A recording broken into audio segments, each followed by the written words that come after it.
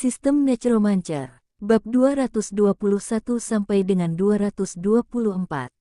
Bab 221. Bab 221, biarkan matahari menggantung di langit. Mengetuk pintu pelan-pelan, ada respon dari dalam. Saya langsung membuka pintu dan masuk. Diakon Gomez sedang duduk di belakang meja, memegang selebaran di tangannya dan melihat isinya. Ketika dia melihat Wu Heng masuk, dia meletakkan selebaran itu. Diakon, Wu Heng berbicara lebih dulu. Yah, kudengar kamu membantu para ksatria dan menyelesaikan masalah Partai Warhammer, kata Gomez langsung. Apa yang harus dilakukan? Melihat pengakuan Wu Heng, mata Gomez berkilat kaget. Ketika dia kembali kemarin, ada berita yang sampai ke telinganya. Bukan hanya Partai Warhammer yang gagal. Hal yang paling mengejutkan adalah Wu Heng mengumpulkan puluhan ribu mayat, mengalahkan Partai Warhammer, dan merampas separuh kota Luntam. Menjadi penguasa kota dengan setengah yurisdiksi. Karena waktu yang singkat, saya tidak punya waktu untuk memverifikasi masalah ini. Sekarang Wu Heng telah mengakuinya, keaslian masalah ini telah dikonfirmasi. Setelah pergi selama berhari-hari, kapten yang terakhir bergabung dengan asosiasi tidak hanya tidak mati di medan perang, dia benar-benar menyelesaikan insiden tersebut dan memperoleh yurisdiksi atas separuh kota. Bahkan jika itu dipastikan benar, masih sedikit sulit dipercaya. Gomez melirik halaman promosi di atas meja lagi dan berkata, apa yang terjadi hari itu? Ceritakan padaku. Wu Heng secara singkat berbicara tentang situasi saat itu dan penguasa kota menyerahkan separuh kota. Wu Heng tidak mau mengomentari pelarian Gomez selama beberapa hari. Saya merasa sedikit tidak nyaman dengan pendekatan ini, tetapi jika itu saya pasti sudah tahu sebelumnya bahwa Partai Warhammer akan menyerang. Kemungkinan besar dia akan memilih untuk melarikan diri dari kota secara langsung, bersembunyi selama beberapa hari dan kemudian kembali. Banyak hal yang benar-benar terjadi. Gomez berkata dengan penuh emosi. Wu Heng melanjutkan, Diakon, tim kami membunuh pemimpin dan 2 tulang punggung Partai Warhammer. Karena mereka telah diubah menjadi petugas undet sebelumnya, petugas koroner mengatakan bahwa Anda masih perlu mengonfirmasinya. Mendengar Wu Heng dan yang lainnya membunuh tengkorak yang patah itu, pupil Gomez menyusut lagi. Tengkorak yang patah mati di tangannya. Punya kekuatan untuk membunuh orang kuat tingkat 4. Gomez juga meragukan kebenaran resume identitas Wu Heng. Bahkan pemimpin Partai Warhammer terbunuh, bagaimana dia bisa menjadi kapten dari kota kecil?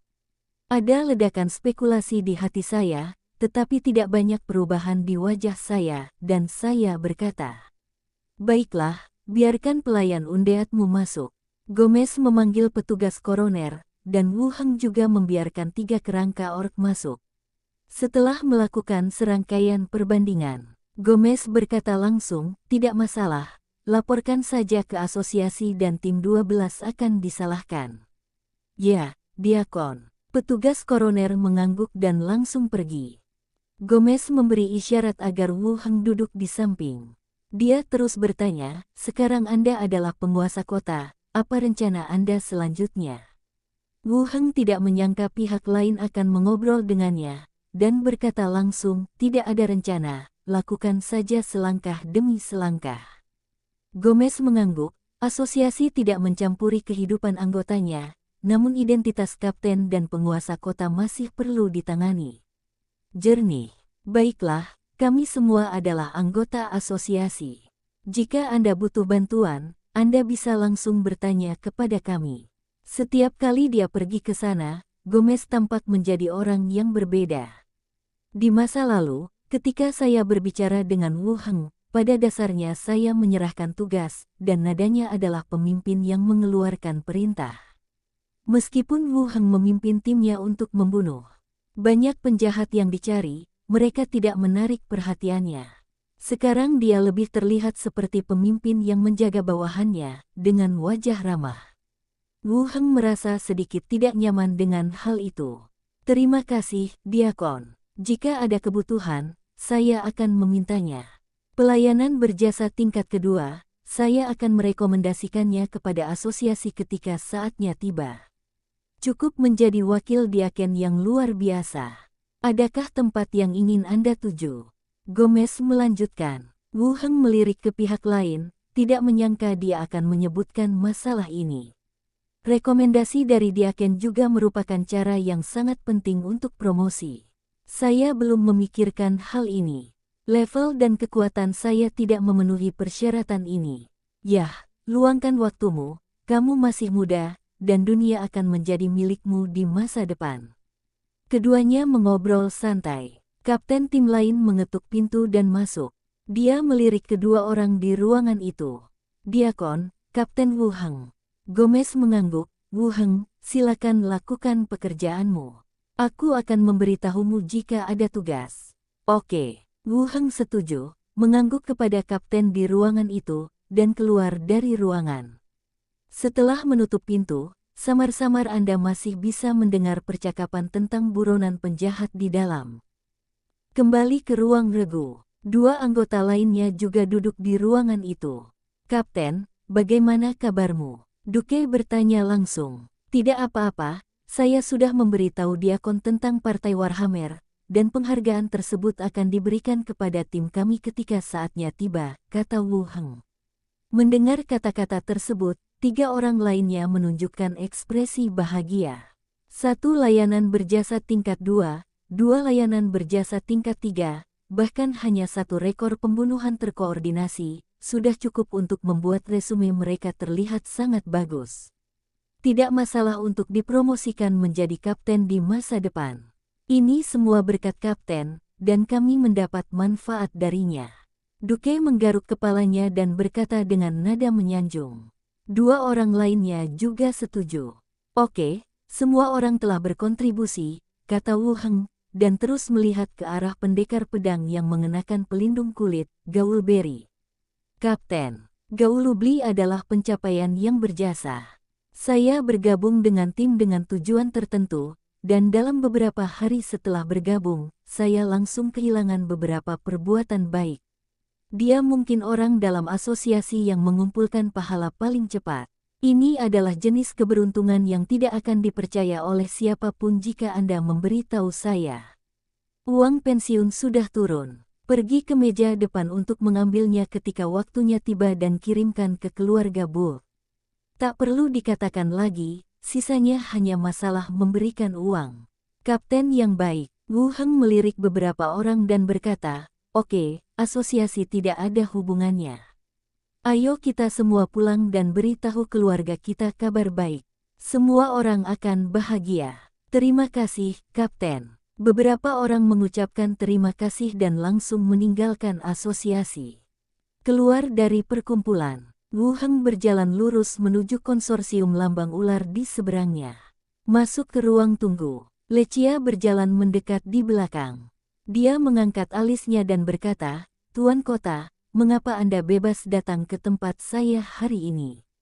Sampai jumpa, kata Wu Heng sambil tersenyum.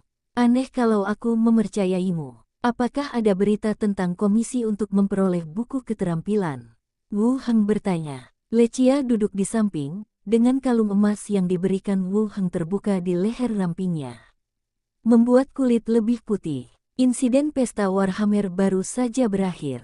Tidak mungkin secepat itu. Mohon tunggu sebentar. Saya akan informasikan jika ada kabar. Wu Heng mengangguk, dan itu tidak mengherankan. Gomez baru saja kembali, dan dia bahkan lebih lambat dalam mengumpulkan item. Izinkan saya bertanya tentang seseorang. Yah, ada biaya untuk informasi. Oke. Wu Heng mencondongkan tubuh ke depan dan berkata, Mom Luo seharusnya menjadi orang yang kuat di pusat kota. Lechia mengerutkan kening dan berpikir sejenak, lalu menggelengkan kepalanya dan berkata, aku belum pernah mendengarnya. Aku akan jalan-jalan untukmu dan membiarkan orang lain mengumpulkan informasi. Nongkrong, tapi semua orang mengetahuinya, termasuk Momlo sendiri. Wu Heng belum ingin pihak lain mengetahui hal ini. Tidak, aku akan bertanya saja. Kalau tidak tahu, lupakan saja. Jika tidak tahu, tidak usah ditagih. Jika kamu tidak mengambilnya, sungguh, kamu akan mengembalikannya kepada pemilik kota. Wu Heng terus mencari topik dan mengobrol dengannya sebentar. Dia mengubah suaranya dan berkata, terakhir kali, pilih peta toko dan tunjukkan lagi padaku. Peta? Ya, itu peta kota Luntam. Oke. Lechia membuka pintu dan memberikan instruksi kepada orang-orang di luar. Sebuah peta termasuk bagian dalam kota dan bagian luar kota tersebar di atas meja. Beberapa detail mungkin sedikit berbeda, namun tata letak kota dan jalan secara keseluruhan masih jelas dan akurat. Wu Heng melihatnya dengan cermat. Lechia duduk di samping, minum teh dengan menyilangkan kaki, betis putihnya sedikit berayun di udara. Apakah kamu melihat yurisdiksimu? Wu Heng berdiri, mengeluarkan tabletnya dan mengambil gambar keseluruhan gambar di udara. Lechia mengerutkan kening, lalu berdiri dan melihat ke tablet. Saya belum pernah melihat sesuatu yang bisa langsung mencetak peta dan sangat jelas. Wu Heng meletakkan tablet itu dan berkata, bisakah Anda memberitahu saya apakah memperpanjang jam buka toko akan membantu perkembangan kota? Maksudmu, membiarkan toko tetap buka lebih lama. Nah, bagaimana kabarnya? Wu Heng bertanya. Lechia tersenyum, kecuali kamu bisa membiarkan matahari tetap menggantung di langit. Bagaimana jika saya bisa? Maka tempat ini akan menjadi kota paling makmur di antara para orc dan manusia. Yah, itu masuk akal. Wu Heng mengangguk setuju. Saat itu, kamu sudah bisa mengendalikan matahari, dan kamu masih peduli apakah toko-toko ini bisa buka atau tidak. Wu Heng mengangkat bahu dan tidak banyak bicara. Setelah duduk di konsorsium beberapa saat, dia langsung bangkit dan pergi. Kembali ke tempat tinggal Anda. Tidur sebentar di kamar tidur. Saat senja, Minnie dan Enyer kembali dari luar. Melihat Wu Heng di rumah, dia mengobrol tentang pembukaan kembali toko hari ini. Wu Heng juga duduk di samping dan mendengarkan. Hari sudah larut. Minnie dan dia pergi ke dapur untuk menyiapkan makan malam, dan Wen Manxia juga kembali dari luar. Melihat Wu Heng, dia juga tersenyum. Sudah makan malam. Minnie dan Bawudong sedang berlatih tinju di samping. Wu Heng duduk di sofa dan berkata, Wen Manxia. Wen Manxia menuang secangkir teh untuk dirinya sendiri dan duduk di sampingnya. Ada apa, Tuan? Wu Heng membuka tablet, beralih ke peta yang diambil hari ini, dan berkata, saya ingin Anda mengatur agar orang-orang menggali lubang yang dalam dan memasang pipa besi di dua jalan utama ini. Bab 222. Bab 222, Adat Istiadat Rakyat yang Kuat. Menggali lubang untuk memasang pipa besi. Wen Manxia melihat peta dengan sedikit kebingungan dan bertanya langsung, Guru, apakah ada pengaturan untuk ini? Wu Heng berkata langsung, saya memiliki sejumlah alat peraga yang dapat memberikan efek pencahayaan di malam hari, dan saya berencana untuk menerangi jalan utama di dua area tersebut. Alat peraga ajaib, bukankah ini terlalu mahal? Apakah perlu untuk mendapatkannya di luar kota? Wen Manxia ragu-ragu, tapi dia tetap mengatakannya. Dia tahu bahwa tuannya kaya dan memiliki latar belakang yang kaya. Tapi biayanya tidak terlalu mahal. Menggunakan alat peraga ajaib untuk menerangi area publik adalah hal yang tidak terpikirkan. Wu Heng merangkul bahunya dan berkata, tidak seperti alat peraga sulap, biayanya tidak terlalu mahal. Bukan hanya panel surya yang tersisa dari bidang fotovoltaik. Di beberapa kawasan pemukiman, masih banyak lampu jalan seperti itu yang masih bisa digunakan setelah dibongkar. Tidak ada masalah sama sekali dalam memasok kota seperti itu. Wen Manxia mengikuti gerakan tersebut dan bersandar ke pelukannya. Setelah berpikir sejenak, dia berkata, meskipun biayanya tidak mahal, saya khawatir ini akan sulit untuk diterapkan. Bagaimana mengatakan, Tuan, ini kota Luntam, dan pencuri ada di mana-mana di kota ini. Berdasarkan adat istiadat masyarakat di sini, saya khawatir segalanya akan hilang keesokan harinya. Dibandingkan dengan Wu Heng, Wen Manxia, kakak ipar gangster, sangat mengetahui situasi setempat. Pada masa-masa awal Spike Gang, pencuri adalah kelompok utama. Jika Anda tidak membawa sesuatu saat keluar, maka itu dianggap hilang. Begitu barang-barang yang dikatakan Wu Heng dipasang, penduduk setempat pasti akan menganggapnya sebagai alat peraga sulap. Tidak sulit menebak apa yang akan dia lakukan selanjutnya. Setelah mendengar ini, Wu Heng merasa apa yang dia katakan masuk akal. Apa yang bisa kau lakukan? Wen Manxia mengambil peta itu, memikirkannya, dan berkata, lebih baik menggunakannya di beberapa lokasi penting terlebih dahulu dan melihat situasinya terlebih dahulu. Mana yang lebih baik? Saya merasa ada kerangka dan mayat yang menjaga lokasi di dekat tembok kota. Kecil kemungkinan ada orang yang berani mencurinya.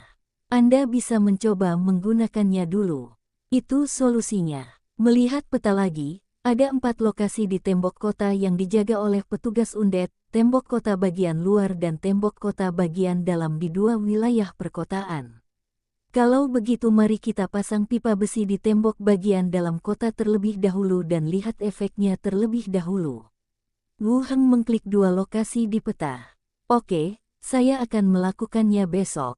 Wen Manxia setuju, berbaring telentang dengan bantal di pangkuan Wu Heng, dan melanjutkan, baru-baru ini, banyak orang menjual real estate, dan beberapa toko berencana menjualnya dengan harga murah. Harga pergi. Menjual properti. Wu Heng menunduk dan menatapnya. Ya, beberapa rumor telah membaik, tetapi banyak orang masih khawatir. Real estate dijual, tetapi tidak ada yang mau membelinya. Wen Manxia menambahkan, harganya hampir menyamai harga rumah di luar kota. Murah sekali. Wu Heng dengan santai merogoh kerah Wen Manxia, menggaruk dan menggosok kelembutannya, dan juga memikirkan dampak kejadian ini terhadap dirinya. Setelah memikirkannya beberapa saat, saya merasa bahwa menjual properti orang-orang ini tidak akan berdampak pada saya. Sebaliknya, Anda memiliki rumah di tangan Anda sendiri, sehingga lebih mudah untuk mengatur urusan tindak lanjut. Kalau begitu aku akan memberimu sejumlah uang, dan kamu akan mengambil kembali semua akta yang dijual dengan harga terendah. Wajah Wen Manxia memerah. Oke, menurutku juga begitu. Kebetulan aku sedang menyelidiki ulang informasi perumahan. Informasi tentang akta properti semuanya ada di tangan balai kota. Tentu saja, kami tidak akan menyerahkannya ke pihak ini dengan mudah. Sebaliknya, sebaiknya kami menghitung ulang. Bagi yang ingin menjual akta properti juga dapat mengambilnya kembali dengan harga murah. Baiklah, ayo kita lakukan ini dulu. Keduanya mengobrol sebentar. Mini juga selesai berlatih tinju, dan pakaiannya basah oleh keringat. Dia berjalan mendekat dan memeluk lengan Wu Heng di sisi lain. Segala sesuatu di kota. Lengan Wu Heng yang lain memeluk gadis kelinci kecil itu. Oh, kakak tahu. Banyak. Wen Manxia meliriknya dan berkata, Mini semakin mahir berbicara. Hei, aku mempelajarinya dari kakakku. Wu Heng melirik ke langit dan menemukan bahwa dia tidak tidur nyenyak tadi malam. Dia menepuk kedua gadis itu dan berkata, ayo pergi, mandi dan tidur lebih awal malam ini. Wen Manxia duduk dan menguap, bretel piyamanya digantung di lengannya, dan dia berjalan ke atas dan memasuki kamar mandi. Mini juga ingin duduk bersama Wu Heng sebentar, tetapi melihat mereka akan mandi, dia hanya bisa pergi ke kamar dengan bibir cemberut. Apakah kamu tidak akan mandi? Wu Heng menariknya. Wajah Mini langsung memerah. Dengan adik Wen Manxia. Tidak peduli apa yang membuatmu malu, kita semua adalah bagian dari keluarga yang sama. Wajah Mini menjadi lebih merah, dia menggeliat, dan mengikuti Wu Heng ke kamar mandi bersama. Keesokan paginya, Wu Heng terbangun dari tidurnya. Singkirkan kaki putih besar yang menekan pinggang Anda, lalu keluarkan lengan yang ada di bawah kepala Anda di sisi lainnya. Mengepalkan tangannya untuk menghilangkan rasa kebasnya. Gerakan kecil itu membuat Wen Manxia membuka matanya, memandang langit di luar jendela, berdiri dan menguap. Kemudian dia membaringkan Wu Heng, menjulurkan ujung lidah merahnya, dan mengirimkannya ke atas. Setelah kami berpisah, kami melihat Mini masih tidur. Wen Manxia menamparkan pantatnya, dan di hadapan tatapan ketakutan pihak lain, dia berkata, "Masih tidur, tunggu Tuan bangun, lalu siapkan sarapan." Minnie dikejutkan oleh tamparan yang tiba-tiba itu, dan dia mengeluarkan suara "oh" sambil menggosok pantatnya. Dia membantu Wu Heng berpakaian. Kemudian dia segera mengenakan pakaiannya dan turun ke bawah untuk menyiapkan sarapan. Segera, sarapan disajikan. Underwhale jelas kurang istirahat dan tampak tidak terlalu energi. Setelah beberapa orang mengobrol sebentar, Mansha Wen langsung keluar dengan kerangka itu, dan Underwhale serta Minnie juga pergi ke toko. Setelah semua orang pergi, Wu Heng langsung menutup pintu, membuka pintu, dan menuju ke dunia zombie. Kembali ke dunia zombie dan muncul di gedung kantor. Melihat keluar jendela, tengkorak menutup area pabrik, dan iring-iringan mobil Li Yahong tidak kembali. Saat saya turun, saya melihat sekitar selusin mayat zombie bertumpuk di ruang terbuka. Ia seharusnya berkeliaran di dekatnya dan dibunuh oleh kerangka itu. Wu Heng merilis Dead Corps Battlefield, mengubah beberapa mayat menjadi kerangka dan menambahkannya ke antrian. Tunggu sampai jenazahnya berubah bentuk. Wu Heng melanjutkan, pisahkan beberapa kerangka untuk mengikutiku. Menabrak, mungkin lusinan kerangka keluar, mengikuti Wu Heng. Berjalan menuju bengkel di area pusat. Pintu kaca bengkel produksi pecah, pecahan kaca di lantai bercampur darah dan pecahan daging. Dindingnya dipenuhi goresan dan sidik jari berdarah, seperti adegan pembunuhan di film. Berkeliling koridor di depan, ada kaca transparan besar di belakang. Dong dong dong gelombang. Di balik kaca, beberapa zombie yang mengenakan seragam kerja berwarna biru sedang memukuli partisi kaca dengan keras. Mengeluarkan suara ketukan yang tumpul. Wu Heng dan yang lainnya pindah ke satu sisi, dan zombie di dalamnya juga pindah ke satu sisi. Namun kualitas kacanya jelas bukan kaca biasa untuk keperluan rumah tangga. Bagaimanapun Anda mengetuknya, hanya akan mengeluarkan suara ketukan yang tumpul. Setelah berjalan sekitar 10 meter, kami menemukan pintu ruang kendali. Buka pintunya. Sebuah kerangka melangkah maju untuk membuka pintu, dan zombie di dalamnya tiba-tiba terjatuh. Dia terhuyung dan bergegas maju dengan gigi dan cakarnya terbuka. Namun, begitu dia mendekat, dia didorong ke tanah oleh kerangka itu dan dipotong menjadi bubur. Ubah mayat menjadi kerangka dan lanjutkan. Berjalan ke dalam. Selanjutnya, ada bengkel besar, di mana Anda dapat melihat sabuk pengaman dan lengan robot pabrik di kedua sisinya. Sepertinya pabrik ini cukup mumpuni. Setidaknya di kota kecil tingkat 5 seperti kita, sebagian besar pabrik masih mengandalkan tenaga manusia, dan jarang menggunakan lengan robot semacam ini. Bengkel telah ditangguhkan, dan ada juga noda di seluruh lantai. Tapi ada jalan keluar yang aman di sini, dan zombie tidak diblokir di dalam. Wu Heng mengambil kerangka itu dan berjalan mengelilingi bengkel sebelum melanjutkan ke gedung asrama untuk melihatnya. Ada beberapa supermarket di lantai bawah yang menjual banyak makanan ringan dan kebutuhan sehari-hari. Ada juga pemandian dan kantin. Tampaknya kondisi di sini tidak lebih buruk dibandingkan di penjara. Penting untuk menegaskan perbedaan antara kedua belah pihak. Penjara memiliki sifat pertahanan tertentu, dengan tembok tinggi dengan jaring besi dan dilengkapi dengan senjata api. Dinding di sini terlihat jauh lebih pendek. Keamanan di penjara jelas lebih baik. Berjalan di sekitar area pabrik dan membunuh semua zombie yang terperangkap di gedung dan sudut. Buka peta versi offline yang diberikan Li Yahong dan lihatlah.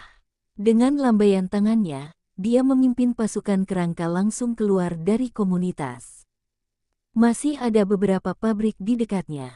Tetapi skalanya jelas tidak sebanding dengan pabrik panel fotovoltaik. Jumlah orang di sana tidak banyak. Beberapa di antaranya sudah menguning, dan rumput liar lebih tinggi dari manusia. Wu Heng mengambil kerangka itu dan membersihkan beberapa pabrik satu demi satu. Bunuh zombie di dalam dan ubah mereka menjadi prajurit kerangka. Kemudian, lanjutkan berjalan menyusuri jalan tersebut. Berbeda dari kota, sulit untuk menemukan zombie apapun di jalan di sini. Satu atau dua zombie dapat dilihat di sana-sini. Teruskan berjalan selama lebih dari setengah jam. Halaman berdinding setinggi 2 meter muncul lagi di depan. Dari kejauhan terdengar auman zombie. Kemudian, pintu dibanting hingga terbuka, dan ratusan zombie bergegas keluar ke jalan. Setelah melihat sekeliling, matanya tertuju pada sekelompok kerangka. Sambil mengaum, mereka bergegas maju secara berkelompok. Nomor 3, cobalah kejutan pikiranmu. Wu Heng berkata kepada kerangka berkepala besar level 15 di sebelahnya. Kerangka itu berjalan langsung ke depan tim dengan kepala besar di kepalanya. Detik berikutnya, gelombang energi tak kasat mata menyebar ke depan dalam bentuk kipas. Bang bang bang gelombang. Tubuh zombie yang menyerang tiba-tiba menjadi kaku, separuhnya jatuh ke tanah, dan separuh lainnya membeku di tempatnya. Setelah selesai, tengkorak berkepala besar itu mundur lagi. Apakah ini sudah selesai? Wu Heng melihatnya. Tengkorak besar itu tidak merespon. Wu Heng tidak punya pilihan selain memerintahkan, maju dan bunuh zombie. Tentara mulai bergerak, terus melangkah. Saat Anda mendekat, itu seperti zombie yang tidak bisa bergerak, dan kemudian pulih secara bertahap. Ditangani langsung oleh skeleton. Dead Skeleton Field dilepaskan, dan masing-masing kerangka berdiri. Semua zombie sudah dibersihkan. Wu Heng mengambil kerangka itu dan memasuki halaman. Ketika dia sampai di gerbang, murid Wu Heng menyusut. Tempat yang lebih besar dipenuhi dengan sepeda bekas-bekas. Ibarat sampah di tempat pembuangan sampah, yang berwarna kuning dan biru menumpuk di bukit-bukit. Kuburan sepeda. Wu Heng juga tidak menyangka bahwa tempat ini bukanlah pabrik, melainkan lebih seperti tempat sampah daur ulang. Masuk ke dalam dengan kerangka itu. Sepeda yang bertumpuk sudah berkarat, bahkan ada yang mulai membusuk. Saat berjalan-jalan, saya menemukan helm ditumpuk terpisah di gudang semen. Jumlahnya juga mencengangkan, memenuhi seluruh ruangan. Mata Wu Heng berbinar. Perjalanan ini tidak sia-sia. Dia dengan santai memasukkan sebagian darinya ke dalam ring luar angkasa, dan membiarkan kerangka itu menggantung sisanya di tubuhnya. Pasukan besar mulai berjalan kembali di tengah suara benturan helm. Dengan helm yang tergantung di sekujur tubuhnya, tidak ada cara untuk membersihkan zombie. Suaka Dewa Api. Konvoi dengan cepat melewati gerbang dan berhenti di ruang terbuka di tengah. Apa yang kamu dapatkan hari ini? Di tempat penampungan, seseorang bertanya. Di dalam kendaraan off-road yang dipimpin oleh pemimpinnya, seorang pria melompat keluar dan bertanya dengan wajah serius, "Di mana Kakak Ma?" Di ruang konferensi, ada apa? Pria itu tidak menjawab dan berlari cepat menuju ruang konferensi. Datanglah ke pintu ruang konferensi. Dengan keras, pintu terbuka, mengejutkan orang-orang yang mengobrol di dalam. Ma Ziong mengerutkan kening dan berkata, "Apa yang kamu lakukan terburu-buru?" Hore gelombang. Pria itu menarik napas 2 kali dengan cepat. Kemudian dia berkata, "Situasi di pabrik tidak tepat." Mendengar kabar tersebut di area pabrik, wajah beberapa orang yang hadir pun menjadi serius. "Ada apa?" Seseorang bertanya. Area pabrik telah ditempati. Bab 223. Bab 223, kami ingin emas. Begitu kata-kata ini keluar, suasana di dalam ruangan langsung menjadi serius. Kemarin lusa, karena jumlah orang tidak mencukupi, kami mundur dari sisi itu. Topik perbincangan di antara orang-orang yang ada di ruangan itu masih seputar penangkapan pabrik. Belum ada hasil, jadi kami sampaikan bahwa area pabrik sudah ditempati. Tidak mungkin secepat itu. Ma Ziong memberi isyarat kepada orang lain untuk berhenti berbicara dan terus bertanya, "Siapa yang menempatinya? Tolong beritahu saya secara detail." Sopir itu menarik napas dalam-dalam dan berkata, "Saat kami kembali, kami datang dari area pabrik.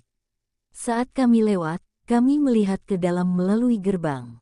Tidak ada zombie lagi. Tidak ada satupun bayangan zombie. Mereka semuanya digantikan oleh zombie, mengenakan baju besi kuno dan memegang senjata dingin di tangan mereka, menjaga area pabrik seperti tentara." Kerangka. Orang-orang lainnya sedikit mengernyit, dan kemudian segera bereaksi. Bukankah konvoi yang datang kemarin lusa berisi kerangka seperti ini? Itu pasti mereka. Sial, kita sudah ditipu, mereka pasti tahu lokasinya melalui kita. Benar, area pabrik itu seharusnya menjadi milik kita. Segera, dua orang mengumpat. Meskipun dia tidak menemukan cara untuk menangkapnya, dialah orang pertama yang memanggil dan mengatur tenaga kerja. Sekarang sudah ditempati orang lain, saya merasa dirugikan. Wajah Ma Ziong juga sama jeleknya. Untuk pengembangan seluruh kam selanjutnya, memulihkan pasokan listrik merupakan langkah penting. Apakah kita akan bertarung dengan kerangka itu?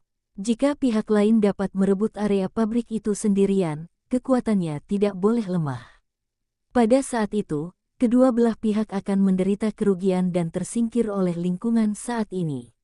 Mendengar orang lain masih mengumpat, Ma Ziong langsung berkata, "Ayo pergi ke stasiun radio." Beberapa orang bangkit dan berjalan keluar bersama. Memasuki kamar di lantai 2. Membuka pintu, beberapa wanita sedang mengobrol dan memungut puing-puing gandum. Saya melihat Ma Ziong dan yang lainnya bergegas masuk. Satu orang bertanya, "Ada apa?" Ma Ziong berkata, "Tidak apa-apa, gunakan saja radionya." Ada stasiun radio di atas meja kayu di bawah jendela. Suaranya tidak nyaring. Di dalam, berbagai tempat penampungan sedang mendiskusikan masalah penyimpanan makanan sebelum musim dingin. Kota ini masih ditempati oleh zombie. Saat musim dingin tiba, wilayah utara perlu menyiapkan makanan terlebih dahulu. Jika tidak, akan sulit untuk melewatinya. Ma Ziong mengeraskan volume radio, mengambil mikrofon, dan berkata, "Apakah ada orang di tempat penampungan bengkel mobil?" Di stasiun radio, suara-suara lain yang mendiskusikan sisanya terdiam. Saat menyampaikan pesan, obrolan ringan akan dijeda. "Ini bengkel mobil, apa yang terjadi?" Terdengar suara wanita dari stasiun radio. "Saya di sini di Suaka Dewa Api. Ada sesuatu yang ingin saya sampaikan kepada pemimpin Anda." Pemimpinnya sedang pergi. Sebelum dia selesai berbicara, suara wanita lain terdengar, "Saya di sini, katakan saja." Setiap orang yang menjaga tempat perlindungan di depan stasiun radio tercengang. Cara berbicara di dua tempat. Di bengkel mobil, apakah ada dua pangkalan? Ma Ziong berkata langsung, "Apakah Anda menempati bidang fotovoltaik?" Ruangan tiba-tiba menjadi sunyi. Semua orang menunggu jawaban satu sama lain. "Ya, ini." Meskipun beberapa orang sudah menebak-nebak di benak mereka, mereka tetap mengungkapkan keterkejutan dan ketidakpercayaan ketika mendengarnya. Kerangka itu benar-benar dikendalikan oleh manusia. Adalah mungkin untuk membangkitkan kekuatan aneh seperti itu.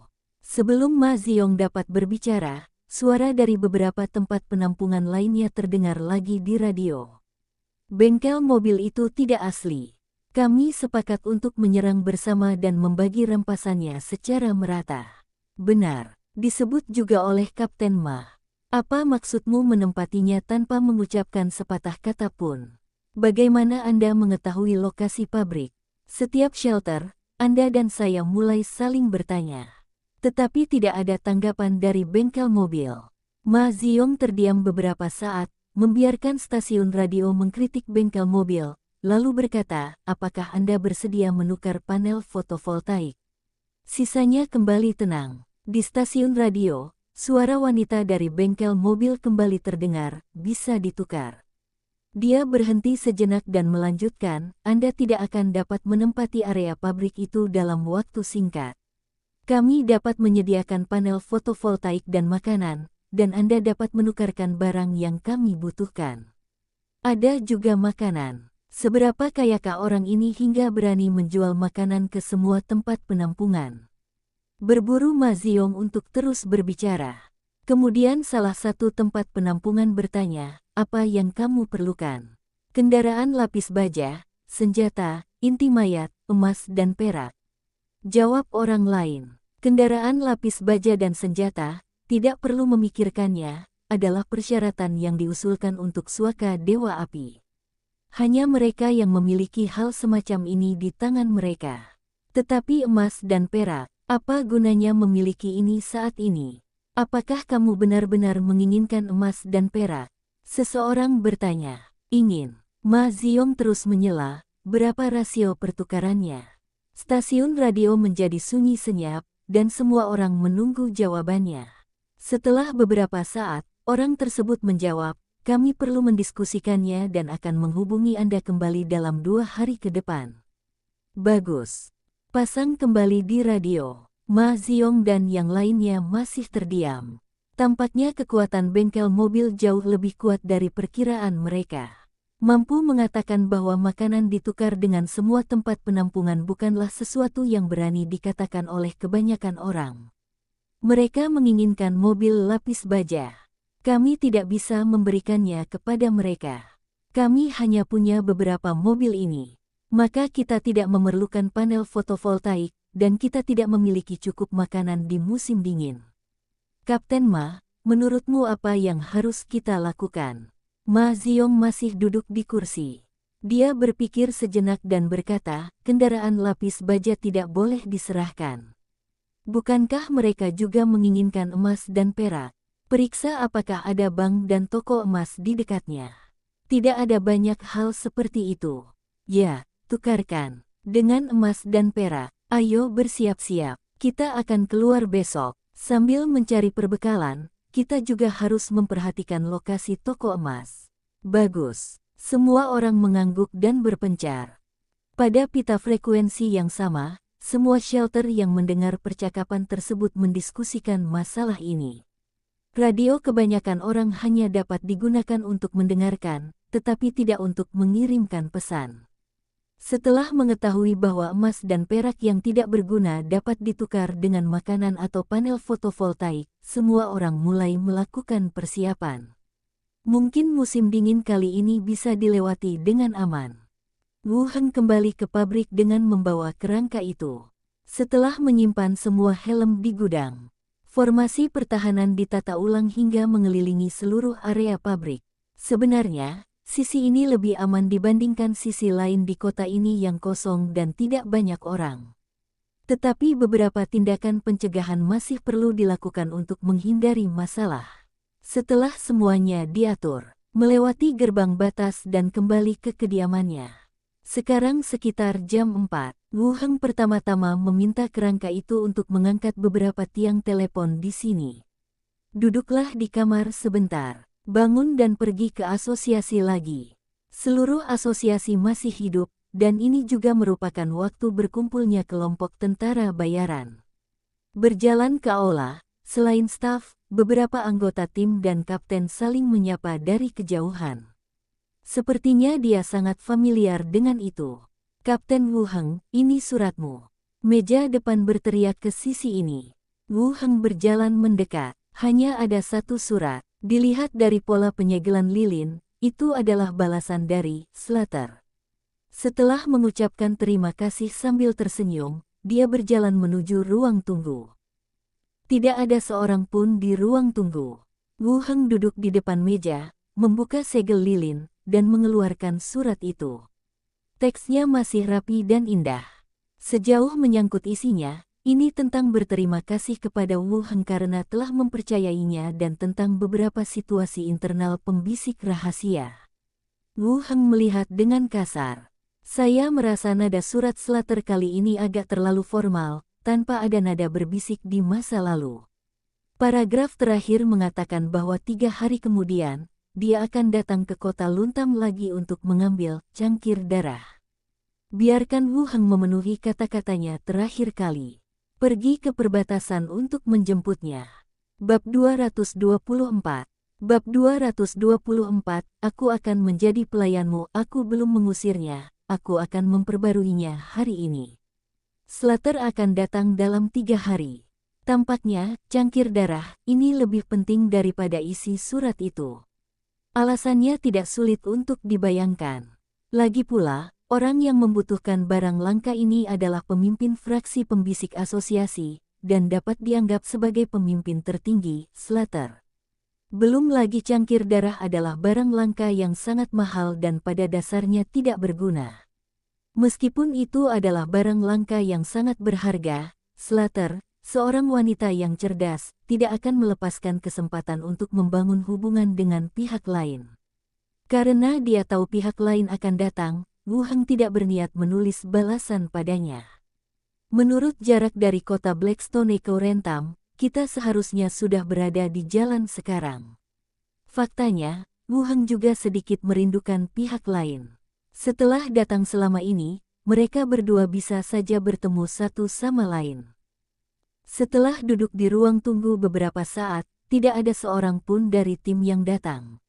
Melihat tidak ada yang terjadi, dia berdiri dan berjalan keluar dari ruang tunggu bersama petugas kerangka. Baru saja membuka pintu dan keluar.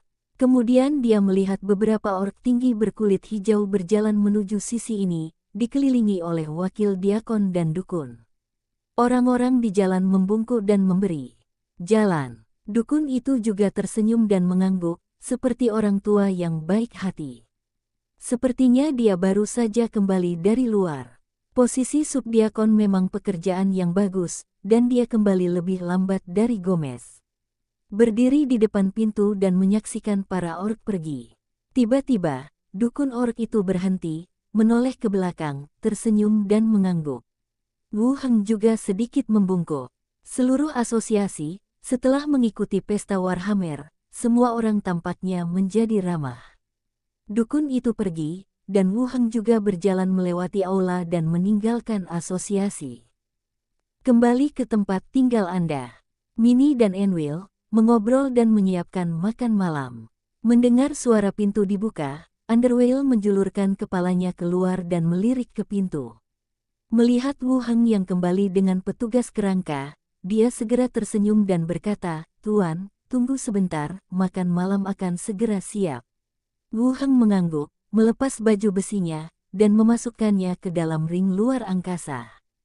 Tidak lama kemudian, Wen Manxia juga kembali dari luar, terlihat sedikit lelah, jauh lebih lelah daripada menjalankan geng. Mengikuti Wen Manxia adalah petugas kerangka yang memegang kotak kayu di tangannya. Dengan keras, dia meletakkannya di sebelah meja kopi. Wen Manxia berdiri di samping rak mantel dan melepas semua baju besi dan pakaian di bawahnya, memperlihatkan tubuhnya yang montok dan bulat. Mengeluarkan gaun tidur sutra dan mengenakannya. Dia berjalan mendekat dan bersandar di lengan Wu Heng, meringkuk di atas sofa. Wu Heng melingkarkan satu tangannya di pinggangnya dan berkata dengan prihatin, "Kamu pasti lelah." "Tidak ada tempat, saya merasa lebih termotivasi daripada menjalankan geng." Wen Manxia berkata dengan lembut, dan kemudian melanjutkan, "Hari ini, banyak akta rumah yang ditemukan, termasuk banyak rumah di dalam kota. Saya telah menurunkan harganya, bahkan lebih rendah di luar daerah perkotaan, jadi orang-orang itu tetap memilih untuk menjualnya." Berbicara, dia mengulurkan kakinya dan membuka kotak kayu yang diletakkan di sebelah meja kopi. Mengungkap akta rumah rapi di dalamnya. Begitu banyak waktu yang bisa diperoleh dalam satu hari. Wen Manxia berkata dengan cemas, "Mungkinkah semua orang telah pergi? Apakah suatu kota dapat berkembang tergantung pada jumlah dan kondisi kehidupan penduduknya? Semua orang di kota telah pergi, dan hanya beberapa pelayan undet dan anggota geng yang tersisa, jadi kota ini bukan lagi sebuah kota. Lebih tepatnya, peniru atau basis geng. Itu tidak lebih dari sedikit lebih besar." Wu Heng berkata, "Tidak masalah. Ketika fasilitas di kota dibangun, orang akan tinggal di sana lagi." "Baiklah, terserah kamu." Wen Manxia mengangguk, menggeliat, dan melanjutkan, "Lubangnya sudah digali, dan aku memeriksanya. Pasti cukup dalam. Saya sudah meminta orang untuk memasang pilar-pilar itu di halaman. Saya akan mengambil alihnya besok." Wen Manxia mengangguk dan memutar tubuhnya sedikit agar pihak lain lebih mudah menyentuhnya. Keduanya mengobrol sebentar, dan makan malam disajikan di meja. Setelah makan malam, Minnie mulai berlatih tinju, dan Wu Heng juga berlatih ilmu pedang dengan Fire Blade. Skill dan jurus yang diajarkan lebih maju dari pedang 1 pedang 2 sebelumnya. Penyihir perlu mempelajari ilmu klasik dan mempelajari sihir, dan profesi jarak dekat juga perlu melatih keterampilan dan keterampilan bertarung mereka sendiri untuk waktu yang lama. Dalam setiap pekerjaan, mencapai level tinggi tidak dicapai dengan sia-sia. Tentu saja, beberapa ras dilahirkan dengan beberapa kelebihan, tetapi itu hanya kelebihan dan perlu ditingkatkan. Kami masing-masing sibuk untuk sementara waktu. Tunggu sampai gelap, pergi ke kamar mandi untuk mandi, lalu kembali ke kamar untuk istirahat. Pagi. Selanjutnya, sarapanlah. Wen Manxia memerintahkan kerangka itu dan pergi membawa tiang lampu ramping. Kelihatannya ramping, namun tidak seberat kelihatannya. Bagian dalamnya berlubang dan dianggap sebagai pipa besi yang lebih tebal. Saya menemukan beberapa kerangka ork, membawanya dan pergi. Minnie dan Underwhale juga pergi ke toko. Wu Heng mengenakan pelindung kulit, buka gerbangnya dan pergi ke dunia zombie. Muncul dari ruangan di gedung kantor, pergi ke jendela dan melihat keluar. Iring-iringan mobil Li Yahong telah diparkir di ruang terbuka pabrik. Sekelompok orang sedang membawa kotak kardus ke bawah. Wu Heng berjalan dari gedung kantor dan Li Yahong berjalan ke arahnya. "Kapan kamu kembali?" Wu Heng bertanya. "Baru saja masuk juga. Bisakah panel fotovoltaik itu digunakan?" Wu Heng terus bertanya. "Ini sangat berguna. Yang saya ambil terakhir kali semuanya dipasang di terminal penumpang. Efeknya bagus sekali. Tidak ada bedanya dengan generator. Saat saya kembali kali ini, saya berencana untuk membawanya ke penjara." Li Yahong berkata, ada senyuman di semua wajah. Mengganti genset dapat mengurangi konsumsi bensin secara signifikan. Terkadang Anda enggan menggunakannya. Sekarang matahari menghasilkan listrik, Anda bisa menggunakannya jika Anda mau. Bagaimanapun, energi matahari akan muncul keesokan harinya. Ya, Wu Heng mengangguk. Kalau berfungsi di terminal penumpang, seharusnya tidak ada masalah di kota Luntam. Li Yahong melanjutkan, kemarin, orang-orang dari Suaka Yanshen bertanya tentang hal-hal di pabrik. Saya memberitahu mereka bahwa sumber daya dapat ditukar dengan panel fotovoltaik dan makanan. Rasio pertukaran belum ditentukan, dan Anda perlu memutuskannya. Bagaimanapun, semua ini telah dihapus oleh Wu Heng. Selain itu, dia juga membutuhkan emas dan perak, dan cara menukarnya tergantung pada harganya. Wu Heng berpikir sejenak dan bertanya, bagaimana menurutmu? Kendaraan lapis baja dan senjata dapat ditukar dengan lebih banyak panel fotovoltaik dan biji-bijian, sehingga mereka bersedia menukarnya. Emas dan perak sebenarnya tidak banyak berguna saat ini. Tidak seberharga biji-bijian. Sebagai gantinya, kami akan memberi mereka lebih sedikit gandum, kata Li Yahong. Emas dan perak tidak boleh terlalu keterlaluan. Saya bisa mendapatkan makanan dalam jumlah yang cukup. Pertukaran adalah cara untuk membantu semua orang mengatasi kesulitan. Yang ditakuti Li Yahong adalah menukar semua makanan yang telah dikumpulkannya dengan susah payah. Pada saat itu, semua orang akan kelaparan bersama-sama. Tetapi gagasan Wu Heng adalah sebaliknya. Ada cukup makanan di dunia lain, dan bahkan jika makanan yang dikumpulkan tidak digunakan, makanan tersebut dapat ditukar dengan barang lain. Tidak perlu membuat syarat pertukaran terlalu keras. Pada saat itu semua orang akan mati kelaparan dan akan ada lebih sedikit orang yang membantu mencari sesuatu. Sebenarnya, kamu lebih cocok menjadi panglima tertinggi daripada Ma Ziyong. Siapa? Itu adalah pemimpin Suaka Dewa Api, Ma Ziyong. Oh, bagaimana kita bisa menjadi pejabat? Keduanya berjalan ke meja batu di dekatnya dan mulai mendiskusikan rasio pertukaran.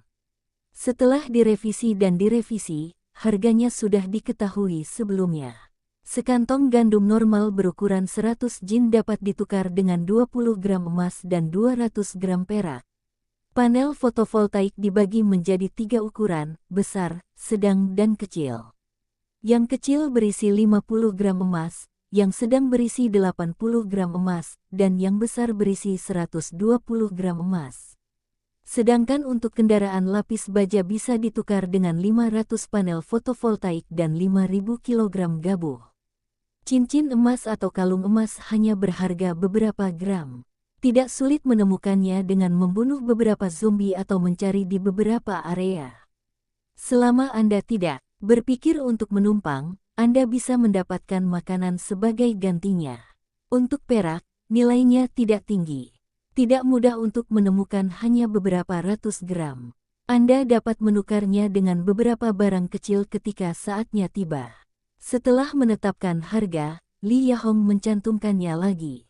Memastikan bahwa tidak ada yang salah, saya mengambil foto dengan ponsel saya agar tidak hilang. Setelah masalah harga diselesaikan, Li Yahong melambai ke kejauhan. Wang Chenggang datang dengan lebih dari selusin kerangka. Yang mulia, semua kerangka ini telah belajar cara memasang panel fotovoltaik. Wu Heng melihat atribut kerangka itu. Dalam spesialisasi senjata pemula telah ditambahkan. Sepertinya dia sudah mempelajarinya. Yah, terima kasih atas kerja kerasmu. Seharusnya begitu, Wang Chenggang berkata dengan rendah hati. Kemudian, Wu Heng memilih lebih dari 20 kerangka dari tim kerangka dan melanjutkan, kerangka ini terus mengikuti Anda. Tidak hanya mengajari mereka cara merakit panel fotovoltaik, tetapi juga mengajari mereka beberapa pengetahuan kelistrikan lainnya. Wang Chenggang, yang awalnya mengira dia telah menyelesaikan tugasnya, senyumnya membeku dan setuju. Oh, oke. Wang Chenggang pergi. Terus ikuti orang lain dan pindahkan panel fotovoltaik dari gudang. Li Yahong berkata, ini diangkut langsung ke penjara dan juga menyelesaikan masalah konsumsi listrik. Jika kamu tidak menginap satu malam, apakah kamu akan berangkat besok pagi?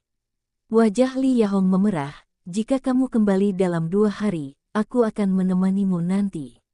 Yah, sebenarnya tidak perlu terburu-buru, kata Wu Heng. Cobalah untuk mempercepat prosesnya sebanyak mungkin. Bukankah kamu mengatakan bahwa zombie semakin kuat? Jika kamu sibuk sekarang, kamu akan lebih aman di masa depan. Aku di sini, jangan khawatir. Saya juga ingin membantu Anda berbagi sebagian beban. Keduanya mengobrol sebentar. Iring-iringan mobil juga dipasang panel fotovoltaik. Setelah melambai ke sisi ini, Li Yahong pun berjalan menuju iring-iringan mobil. Setelah melambaikan tangan kepada Wu Heng, konvoi meninggalkan pabrik dan menuju penjara. Wu Heng memandangi kerangka di depannya yang telah belajar cara menggunakan panel fotovoltaik. Berkata langsung, pergi dan pilih panel fotovoltaik dan bagian-bagian yang perlu dirakit. Saya ingin Anda memasangnya di atap. Beberapa kerangka mengambil tindakan dan memasuki gudang untuk memilih panel fotovoltaik dan peralatan pendukung. Berburu di bahu atau di bawah lengan Anda dan langsung keluar. Wu Heng terus meminta Skul untuk memilih beberapa peralatan elektronik di area kantor dan langsung menurunkannya. Membuka gerbang dan langsung masuk. Saat kami kembali ke tempat tinggal kami, langit masih cerah. Wu Heng keluar dari gedung dengan kerangka itu, berdiri di halaman, melihat ke atap, dan berkata, saya ingin Anda memasang panel fotovoltaik di atasnya untuk memenuhi kebutuhan AC dalam ruangan dan lampu listrik. Mendengar perintah itu, kerangka itu segera mengambil tindakan. Cari tangga, bawa panel fotovoltaik langsung ke atap, dan mulai memasangnya. Mulai instalasi. Lebih dari selusin kerangka mulai bekerja sama, yang cukup meriah. Daerah pemukiman ini pada dasarnya sepi setelah insiden yang melibatkan Partai Warhammer. Terutama mengetahui bahwa Wu Heng adalah ahli nujum, dan ada mayat serta kerangka membusuk yang menjaga sekeliling, dan tidak ada yang melihatnya. Bahkan jika seseorang melihat tindakan kerangka itu, sebenarnya itu bukan apa-apa. Tidak ada yang peduli jika Anda meletakkan sesuatu di atap. Melihat kerangka itu bekerja, saya tidak bisa berbuat banyak untuk membantu. Setelah menjelaskan kepada kerangka yang terpasang, dia langsung pergi dari sini, mengenakan helmnya dan berjalan menuju luar kota. Pelanggan sering datang ke toko kelontong. Memasuki pintu belakang, 2 manusia rubah dengan telinga binatang dan ekor rubah menghentikannya. Maaf, tamu, ini halaman belakang toko. Silakan pergi ke ruang depan untuk membeli barang. Mengenakan armor kulit, dengan belati tergantung di pinggangnya. Kata-katanya sopan, tapi tangannya juga menyentuh senjata di pinggangnya.